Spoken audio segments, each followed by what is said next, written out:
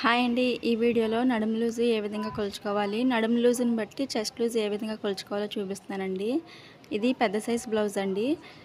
కాజా పట్టీ అనేది ఈ విధంగా వెనక్కి ఫోల్డ్ చేసుకుని నడుము భాగం అంతా కూడా లాస్ట్ వరకు కొలుచుకోండి. కొలుచుకున్న తర్వాత మనకు వచ్చిన దాంట్లో 4వ భాగం అనేది తీసుకోవాలి. ఏ బ్లౌజ్కైనా సరే కింద ఉన్న నడుము భాగం అనేది కొలుచుకున్నామంటే కనుక మనకి నడుము లూజ్ అనేది వచ్చేస్తుంది. నాకు 40 ఇంచులు అనేది వచ్చింది. 40 ఇంచులని 4 భాగాలుగా విభజించాలి. అంటే 4 ఫోల్డింగ్స్ అనేవి వేయాలన్నమాట. టేప్ని ఈ విధంగా వేసినా పర్వాలేదు, లేకపోతే కనుక మీరు క్యాలిక్యులేటర్లో చేసినా పర్వాలేదు. నాకు టోటల్గా 10 ఇంచెస్ అనేది వచ్చింది, ఒక గీత తక్కువ. నేను 10 ఇంచెస్కి అనేది మార్క్ చేసేసుకుంటున్నాను.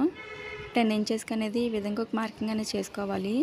కింద వైపున డాట్స్ అనేవి ఉంటాయి కాబట్టి దానికి ఒక 1 ఇంచు, ఖర్చు గురించి 2 ఇంచులు అనేది మార్క్ చేసుకున్నాను. ఇప్పుడు నడుము లూజ్ అనేది వచ్చేసింది కదా, దాన్ని బట్టి చెస్ట్ లూజ్ అనేది మార్క్ చేసుకుందాము. నాకు 10 ఇంచెస్ అనేది వచ్చింది. అంటే ఇది పెద్ద సైజ్ బ్లౌజ్ కాబట్టి 1.25 ఇంచ్ అనేది యాడ్ చేసుకోవాలి. అదే చిన్న సైజ్ బ్లౌజ్ అయితే కనుక 1 ఇంచ్ అనేది యాడ్ చేసుకుంటే సరిపోతుంది. ఇది పెద్ద సైజ్ బ్లౌజా చిన్న సైజ్ బ్లౌజా అని ఏ విధంగా తెలుస్తుంది అంటే నడుము లూజ్ని బట్టి.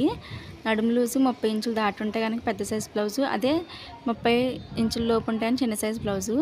10 ఇంచులకి 1.25 ఇంచ్ అనేది యాడ్ చేసుకుని 11.25 ఇంచులకే ఒక మార్కింగ్